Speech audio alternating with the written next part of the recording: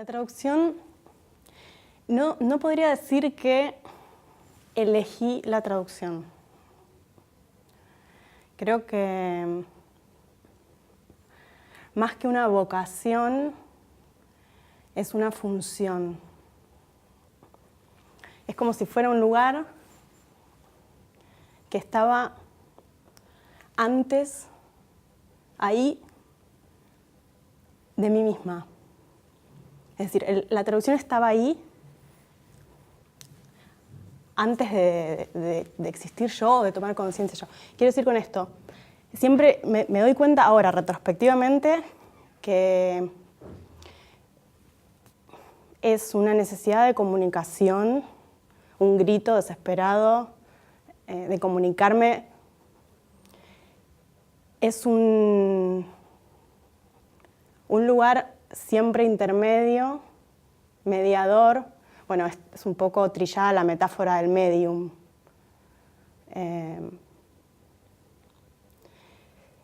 Un lugar que ocupo en los casilleros del mundo. Un lugar siempre de paso, siempre relativo, porque no hay versiones absolutas. O sea, yo creo que toda versión, como en la escritura, es infinitamente mejorable, o no. O toda versión no es mejorable, pero sí podría haber otra versión diferente. Bueno, Borges decía, no hay sino borradores. Y con la traducción pasa eso. Como, igual que con la escritura, me parece.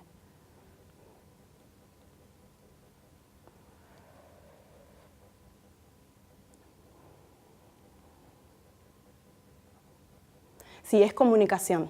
Es comunicación y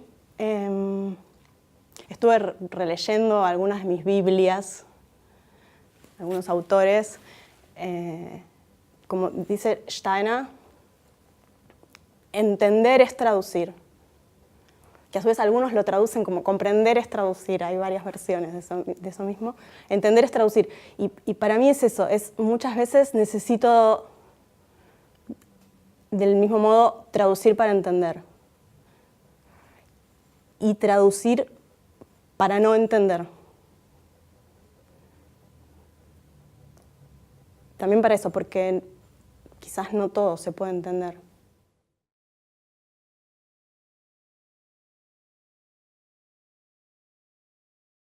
Descarto textos que sean netamente teóricos y no tengan anclaje en algo práctico o real incluso. Sí busco que los textos sean hasta erotizantes desde lo estético o lo literario, pero que contengan alguna idea que me interpela. En general es fundamental que haya detrás una idea que me interpela.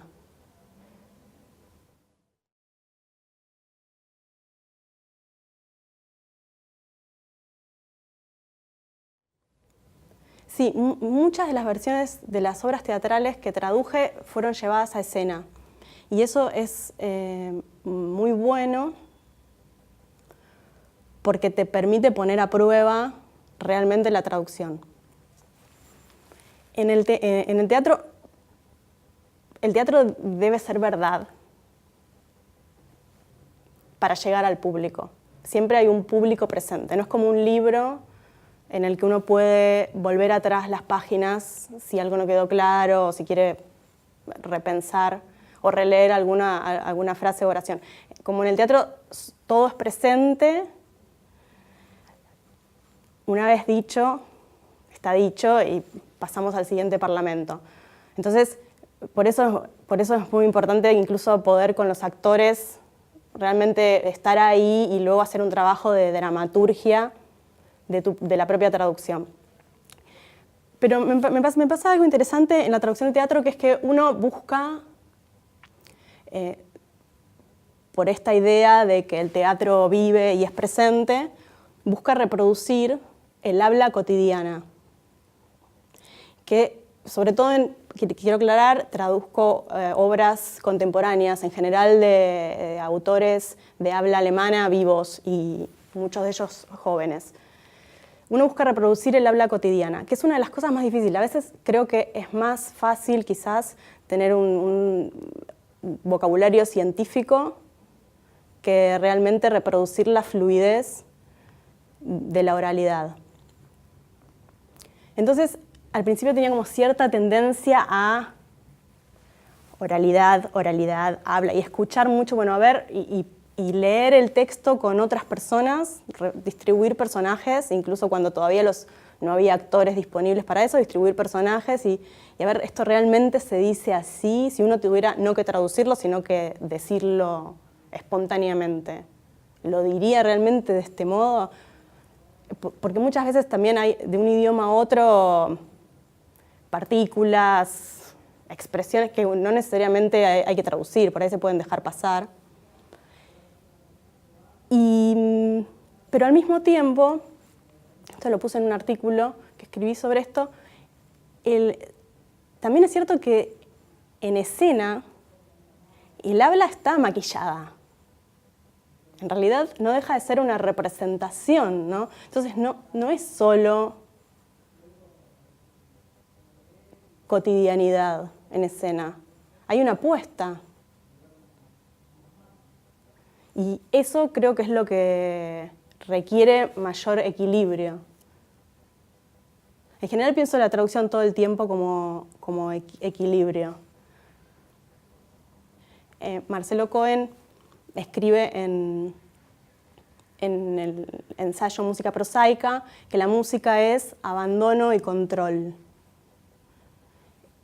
Y en la traducción pasa lo mismo, ¿no? Hay que abandonarse y controlar, ir, volver, abrir, cerrar. Y todo el tiempo. Para mí es como un equilibrista, el traductor. Y en el momento en que perdés de vista eso, creo que ahí quizás empieza la traición, porque ahí empezás a cometer errores. Te desconcentrás.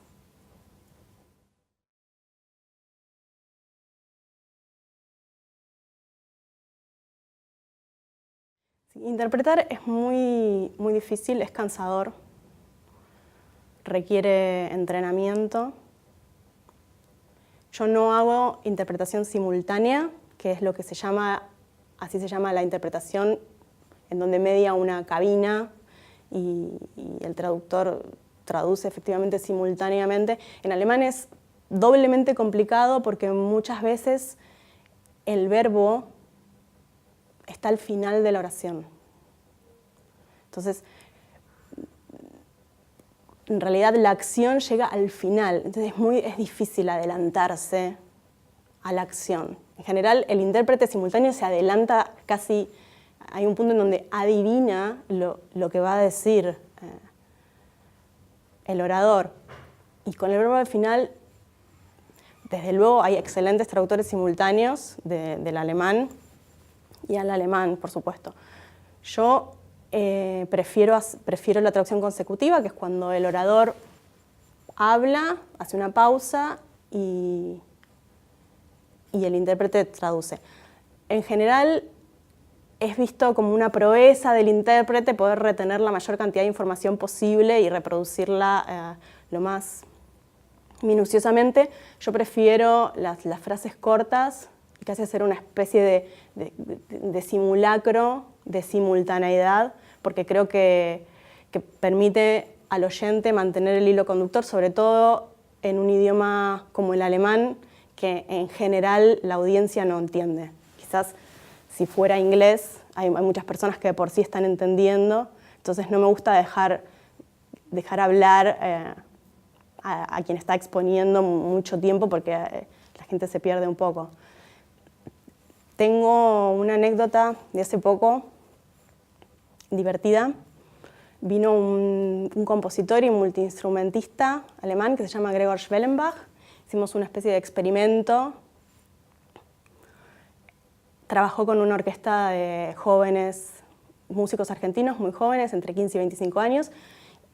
Yo participé de la gestión de ese proyecto, no como traductora, un proyecto musical, pero bueno, él me dice que cuando que va a decir unas palabras, una introducción, si yo lo podía traducir, que en general, cuando en Alemania lo cuenta en alemán, el público se ríe.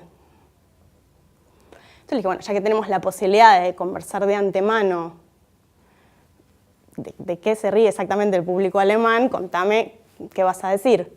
No para que me lo estudie, ¿no? Porque siempre hay un porcentaje de improvisación que hay que asegurar, pero bueno, para ya saber la idea.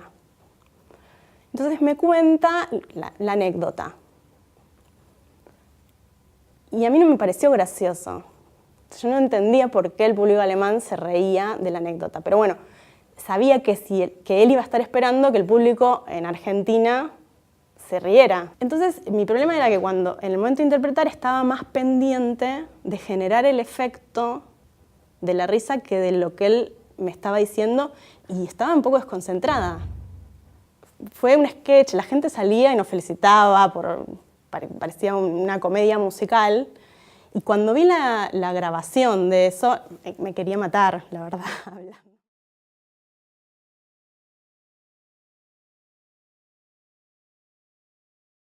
Más que miedo es una desesperación cuando muchas veces por la polisemia de las palabras no entiendo cuál es el punto. Y cuando el escritor, por eso en general también elijo escritores vivos, porque sé que no les puedo preguntar todo, pero donde mayor conflicto tengo, puedo recurrir a ellos y preguntarles exactamente qué quisiste decir. Cuando están muertos, no se les puede preguntar. Sí se puede, hay muchas veces uno investiga y por lo que se llama quizás literatura secundaria puede descifrar realmente lo que estaba queriendo decir un autor. Eso es una especie de paranoia que tengo, y de hecho en este momento tengo un proyecto interrumpido porque está centrado en escritores muertos de comienzos del siglo XX, fines del XIX, en Viena, y me lleva muchísimo tiempo, me detengo mucho en algunas cosas. Uno podría en realidad no hacerse tanto problema y traducir un poco más superficialmente. Incluso a veces es sano y hasta aconsejable, ¿no? No sé si es conocido, pero Andrés Ehrenhaus, un traductor que vive en Barcelona y escritor, tiene un tutorial muy divertido con una traductora que es un Playmobil mujer, que se tira a una pecera y quiere ir al fondo buscando hurgar bien en el fondo, y a veces las respuestas están más en la superficie.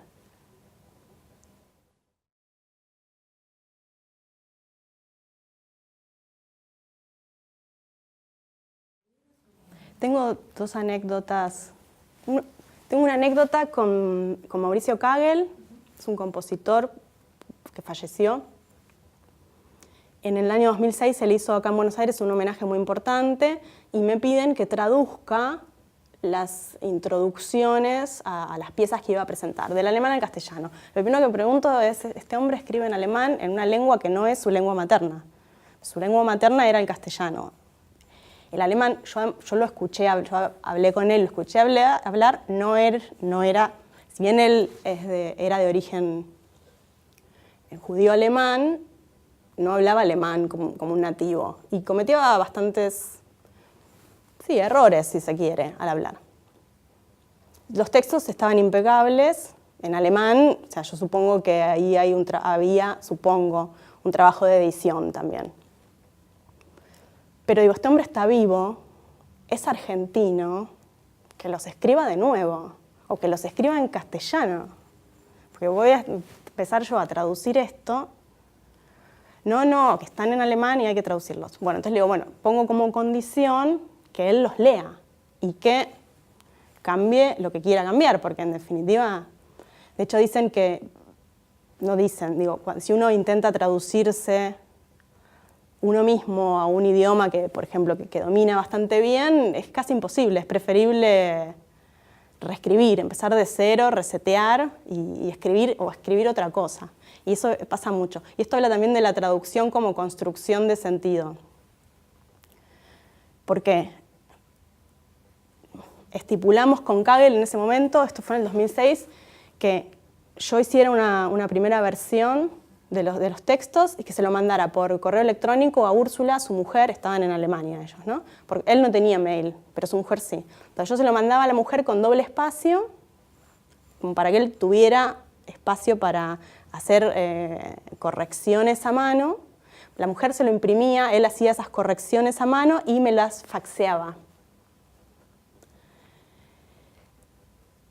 Y realmente de cada texto hubo muchas versiones, iban y venían. Muchas veces cuando él, por ejemplo, cuando me despegaba mucho del original y a Kagel le gustaba la versión, me ponía algún signo, bien, ok, bueno, bárbaro. Y otras veces reescribía. Y otras veces decía otras cosas, no decía lo mismo. Cambiaba la idea de lo que escribía en la corrección de mi traducción. Eso habla también muchas veces de la posibilidad relativa, muchos saben, la imposibilidad de traducir, no es una imposibilidad, pero bueno, que no se puede ser absoluto. Esa cantidad de páginas, no sé qué hice. Es rarísimo porque como documento serían de mínima divertidísimas. Y me deshice de eso. O sea, yo suelo deshacerme de todos los papeles de trabajo, no guardo nada. No guardo los procesos de traducción. No guardo versiones anteriores, no guardo búsquedas, no guardo absolutamente nada. Tampoco las retengo.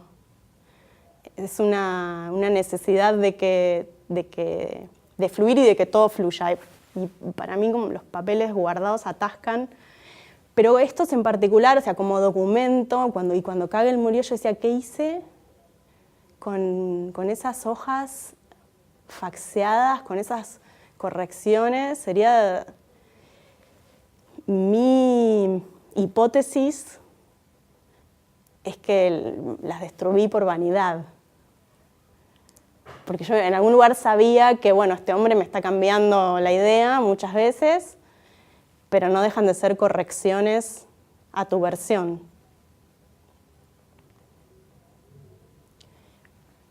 Y hablando también de la traducción como construcción de sentido, en un último trabajo, una compilación que hice en discursos de Alexander Kluge, el cineasta. Bueno, con él mantenemos una correspondencia fluida. A él le fascina que los traductores le pregunten. Dice que eso lo ayuda a pensar mucho sobre su escritura. Creo que Kluge, en general, lo que hacemos para llegar a esto hablando más en el plano léxico, ¿no? Como elección de una palabra y no otra frente a un vocablo que podría tener varias acepciones. En general, algunas de las cosas que hacíamos era que yo le mandara, por ejemplo, en inglés o en latín. El tema de ir al latín ayudaba mucho, aunque igual es cierto que, bueno, por más que las palabras, que haya palabras que tienen la misma raíz, con el uso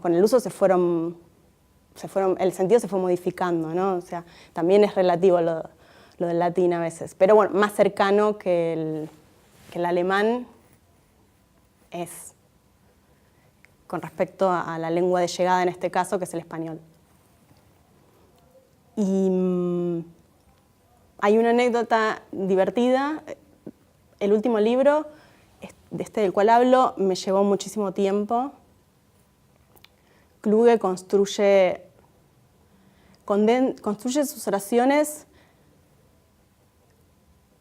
en forma no del todo fácil, condensa mucho el sentido de lo que quiere decir. En ese punto es muy cinematográfica la escritura. Yo pienso a veces que escribe pensando que está rodando una película. A veces debería quizás extenderse un poco más, ampliar la idea. La escritura quizás lo requiere más que la película, en donde una imagen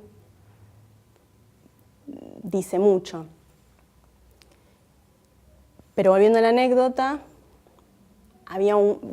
hubo muchas palabras difíciles de traducir, sobre todo porque Kluge abreva de todo el pensamiento alemán y de toda la literatura alemana, o sea, desde Goethe, Kant, Heidegger, Freud, toda la escuela de Frankfurt.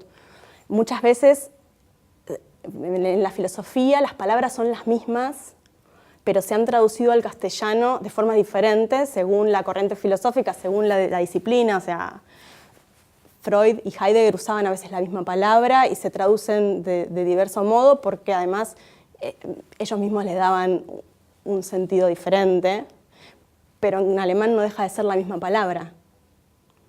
Entonces, y tampoco servía preguntarle a Kluge, bueno, usted acá está hablando, ¿a quién está retomando? La respuesta era, no sé exactamente, porque en alemán es la misma palabra, en castellano son distintas. Eso fue un punto difícil, muy difícil de resolver, ¿no? Decidir todo el tiempo qué corriente filosófica tomar en la tradición de la traducción de esos términos. Pero hubo un caso divertido en donde Kluge habla de las llamadas tradiciones ilustradas en el arte y rescata algunas cualidades que describe con sustantivos, que serían esas cualidades que hacen al artista ilustrado, entre ellos el escritor. Y una de ellas es, en alemán, una palabra que, la digo en alemán, es Gründlichkeit. Si uno busca Gründlichkeit en el diccionario, va a encontrar diferentes cosas. Va a encontrar meticulosidad, minuciosidad. A mí lo primero que se me apareció fue escrupuloso, o sea, ya no como sustantivo, sino escrupuloso. Claro.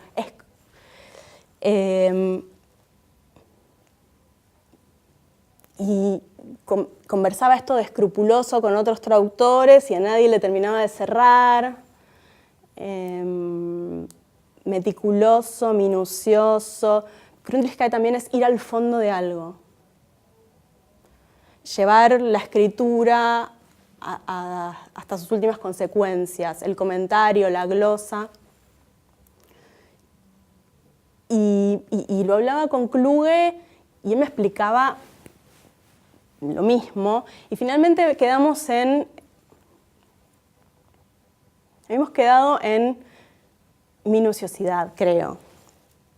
Yo no estaba del todo convencida. Para mí era escrupuloso. Escrupuloso tiene algo de negativo, que en realidad creo que es bastante actual, porque no necesariamente me parece que escrupuloso tenga una connotación negativa, pero hablándolo con otras personas me decían que no. Y ahí también estuvimos con latín, ida y venida. Y yo ya estaba con algunas cosas, bueno, los chicos de la editorial me decían, hay que cerrar, esto va a imprenta. Y le mandé un ultimátum a Kluge diciéndole, esto hoy a la noche va a imprenta, cerramos acá. Y terminé ese párrafo, ya estaba puesto en página el libro, pero yo había quedado que iba a reenviar ese párrafo reescrito, porque además no es correcto. A veces corregís una palabra y tenés que reescribir el párrafo entero. pero no lo mandé a la noche. O sea, yo le puse a Kluge el deadline a la noche, pero no lo mandé porque dije, no se mandan mails después de las 10 de la noche, no hay nadie que pueda hacer nada con una versión que yo mando a las 2 de la mañana. Y lo dejé ahí y me fui a dormir. Y cuando me levanté, tenía un mail de madrugada también de Kluge que decía, estuve pensando, y yo creo que la mejor palabra es perseverancia. Y entonces puse perseverancia, y es una acepción que no está en ningún diccionario para lo que él quería decir.